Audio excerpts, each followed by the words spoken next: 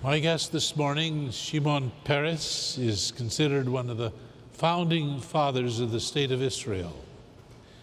During the course of his remarkable career, he has served 2 terms as the Prime Minister of Israel in 1984 and 1995, 3 times as the country's foreign minister, and was awarded the Nobel Peace Prize in 1994. He was born in Belarusia, 1923, and by the age of 16 was already active in political movements. In 1959, he was elected a member of Israel's national parliament, known as the Knesset, and has been a member of that body ever since until this day. He was behind the 1976 Entebbe rescue operation and authored the good fence concept, which promoted positive relations with the residents of southern Lebanon. In 1993, Shimon Peres instituted and conducted the negotiations that led to the signing of the historic peace agreements with the Palestinians, which won him the Nobel Peace Prize. In 1994, he oversaw Israel's treaty of peace with Jordan, and building upon his vision of peace in the Middle East, he then strove to promote relations with additional Arab countries in North Africa and the Persian Gulf.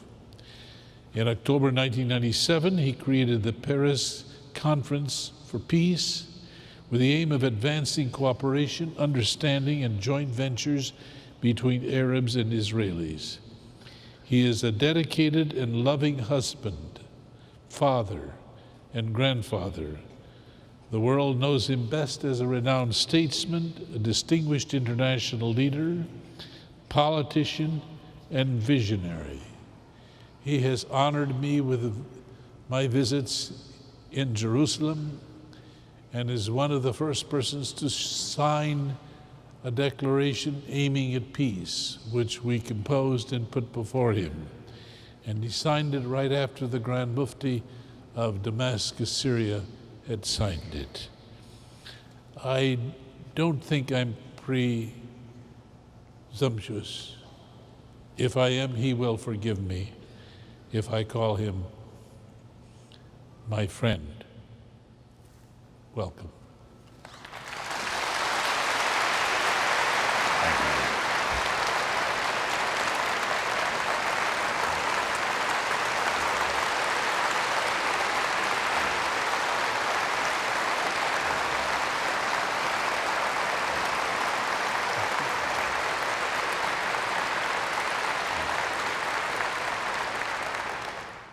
We're so honored to have you here. Why did you accept my invitation? I was told that you're an architect, and in my eyes, you're not just a maker of peace, but a builder of peace. Thank you. Building peace is the greatest. Thank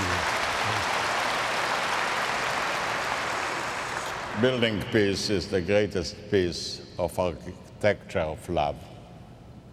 Very good. And for that reason, I was so pleased and honored to accept your invitation. Thank you, thank you. Well, you've been with Israel from the beginning. What are the greatest senses of pride and accomplishment, and what are the greatest disappointments? The greatest pride, it may sound a little bit strange, is our return to our language, to the language of the prophets. We are the only country in the Middle East that speaks the language of their fathers and forefathers. The Egyptians don't speak the old Egyptian language. Even the Italians don't speak the Roman language. Our children are playing in the language of Isaiah and Jeremy and others. The second is to ingather the exiles of Jewish people all over the world. After a terrible history of persecution, of Holocaust, to see them coming together to their land, to their history, to their mission. And the third is that we could have made again a living by ourselves, defending our lives and trying to bring peace and hope to the whole of the Middle East. Our greatest disappointments are wars and hatred and victims on both sides. I wish we could have saved it. And I think this is our remaining most important mission, to make this old region a region of a spirit and a region of peace. When can the people of the Holy Land and the Israelis and Palestinians, when can they expect peace and a better future? I think it may be closer than most of us are thinking, because for the first time we have a vision about the nature of the solution. This vision is supported by the United States, United Europe, United Nations, by many Arab countries, by a majority of the Israelis and many Palestinians. And I think that now in the Middle East we have two agendas. One is to stop terror from menacing the rest of the world and bring an end to the Palestinian-Israeli conflict, which I hope both of them will take place rather soon. Well, may I use this opportunity to thank the American people for being so supportive, so understanding, so generous. Over the last 100 years, the United States has saved the freedom and life of millions and millions of people, endangering their own voice without keeping anything from themselves. It was really a service to humanity, to peace, and all of us are deeply grateful. We thank you for your prayer. We thank you for your support.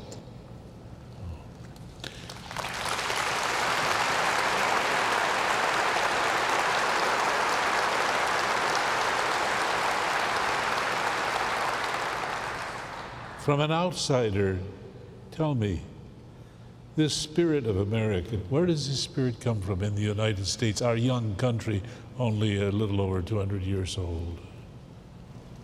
I think from two sources. One is the Bible, and the other are the mistakes of Europe. You wanted to correct all the wrongs that your fathers and forefathers experienced in Europe, and yet to make a real comeback to the noble message of the Bible, build a society based on tolerance. The American Constitution, you know, when you ask me, what is the greatest story, the discovery of America by Columbus, or the composition of the American Constitution by the fathers of the United States, I would say your Constitution is more important than your continent. For 200 years, over 200 years, you have shown a constitution of great balance, of separation between church and state, and yet remaining God-loving and free-loving people. And it's unique in history. It never happened that such a superpower didn't go after the temptation to take away from somebody their land, or their oil, or their water, but to offer to everybody a chance to be free, to be equal, and to be fair. What do you see as the problems in America today? If you could give us your opinions, you'd probably be reticent to do so, but you have a platform. I welcome your insight. Well, you know, many people outside the world tend to forget it wasn't the United States that has attacked bin Laden. It is bin Laden that has attacked the United States and still wants to do so. for reasons which are not reasonable, which are fanatic. And they make the life of all of us be in danger. If he will be free and terrorism will be free and large, we shall not be able to walk a street or to fly a plane or to live on the 20th floor to see this very magnificent building. And finally, we shall not be able to drink fresh water or breathe fresh air. Now, I don't believe in the idea of Professor Huntington, there is a clash among civilization. I believe every civilization has a clash with illusions and evil. And Christianity has changed not because somebody forced her, but because her own sons and daughters came to the conclusion that we have to build a different world.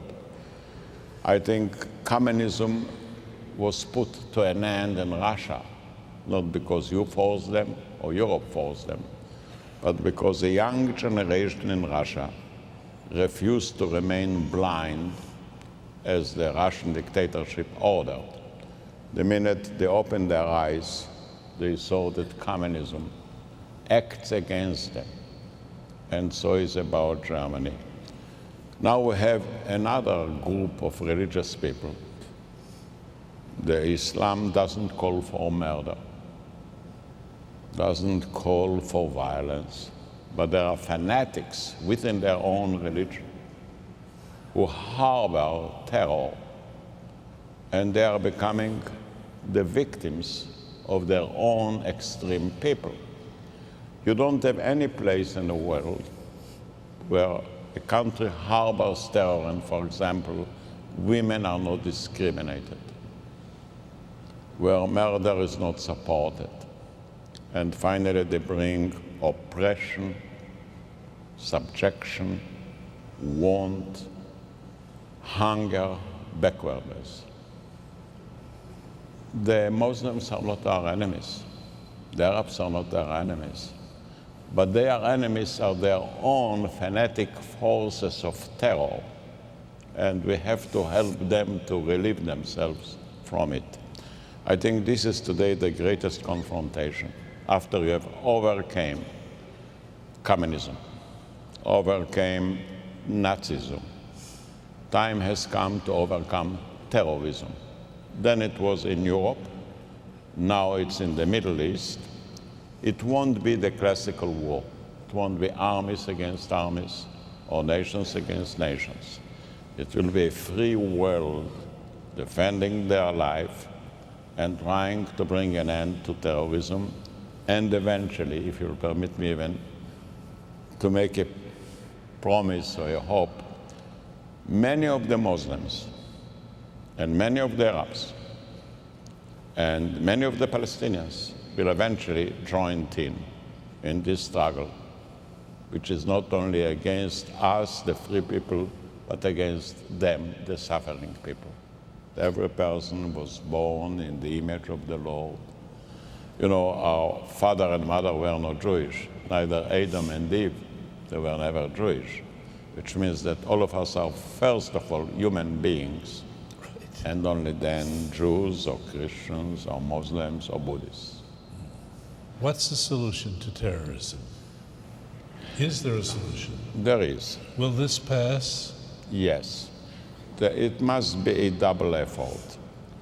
On one hand, to be totally determined to stop terror and fight terrorists.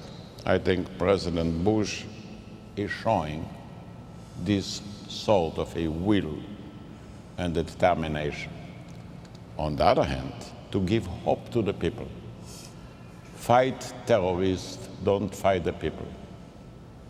We are fighting the Palestinian terrorists, we are not fighting the Palestinian people. On the contrary, give to the people a hope, suggest to the people a future.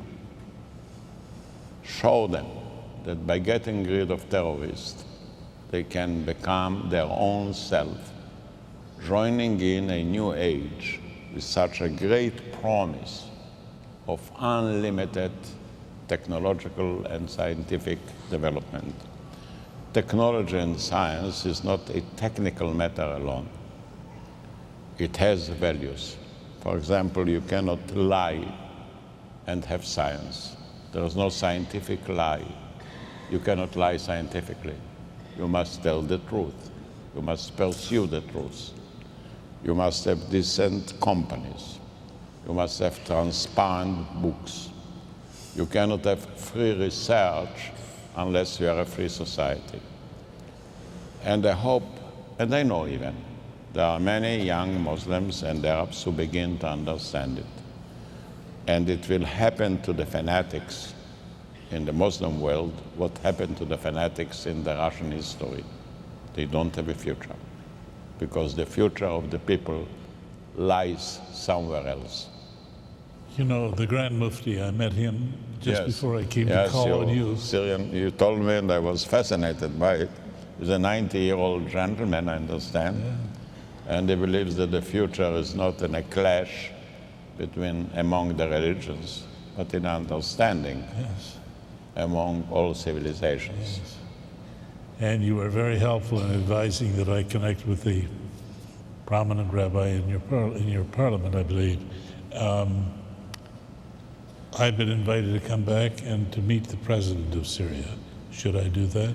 Yes, I highly recommend, because every person of goodwill should be invited and offer a role in this great march to a different future for our children. There is one thing, Dr. Schuller, that I'm deeply convinced. There are no more reasons in history for wars. Wars took place because we used to make our living out of the land and the natural resources. So we have had to defend our land, to extend our land, to have borders, to have armies.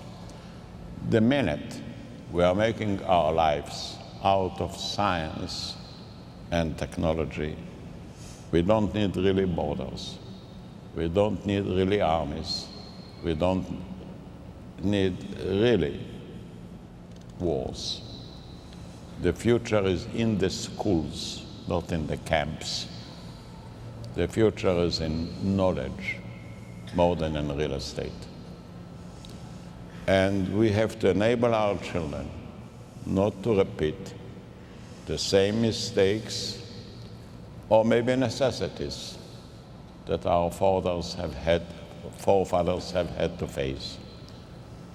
Let's have our children live without a danger to their life, without hate in their eyes.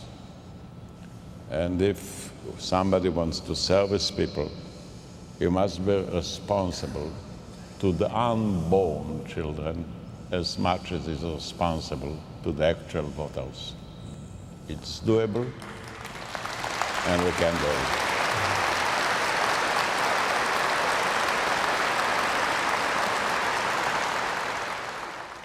What's going to make news in this year? What's going to make news in the next 24 months? What's the best news you could expect? And if you got that news, what would it be? Well, it's a mixture of good wishes and I hope realistic estimation. I believe the struggle against terrorism will begin soon.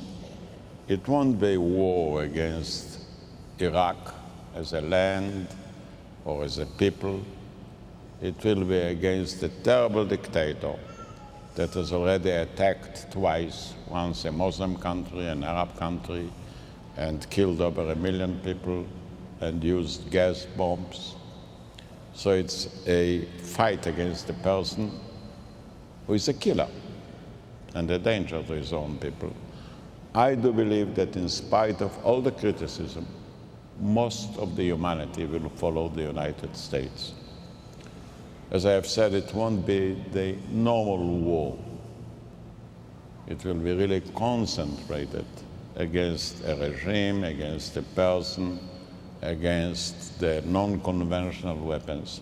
Never in history did a dictator get hold of a nuclear bomb. Would Hitler have had a nuclear bomb, the whole future of Europe would be different. I think the struggle will begin. I don't know how long it will last, but I know who will win. The second is that in a very short while, I believe we shall return to negotiate with our Palestinian neighbors, and I hope in not too long a period of time, we shall reach an agreement. And the third thing that I can see in the coming 10 years is a new technology coming in, changing the whole style and the whole way of our life, more telling maybe even than the computers or the internet, and that is the nanotechnology. Because for the first time we are going to deal with the element of material and existence. It will create tremendous new opportunities, also some dangers. So I can see the coming decade, a decade taken over by these three major events. And the fourth one, we have to reach an understanding with the poor countries about environment. The rich countries are coming to the poor countries and saying, look, stop cutting your trees, stop drying your rivers, because the climate is becoming crazy, hot and floods and dangerous.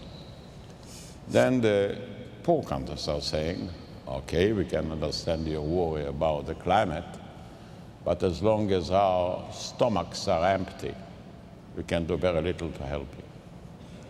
We have to refer to the climate of the rich countries and to the stomachs of the poor people, and reach an understanding in order to save the tremendous wisdom that lies in the balance of nature, both as a landscape and as a human race.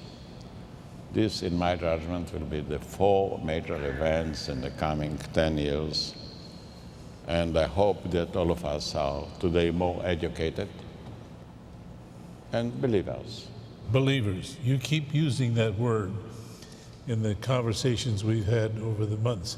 Believers. You call yourself a believer. Right. Define that word. Well, without believing, you are a very small creature. You are as great as your faith, and you are as small as your ego. Always try to serve things that are greater and more promising than your own self.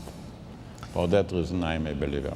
You know, I was never a pessimist in my life, because I don't know a single pessimist that has ever discovered a star in the sky. And we cannot live without stars in the sky. That's wonderful. Well, thank you very much. Our prayers are with you. Thank you. Thank you. Thank you. Thank you.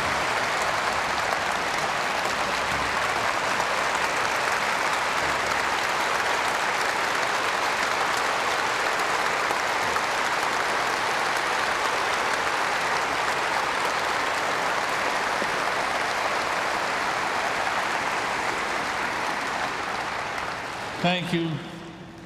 May I see you next time through Jerusalem? Please come, by all means, and your contribution is of great meaning to all of us. Thank you. Thank you very much. Thank you. Thank you.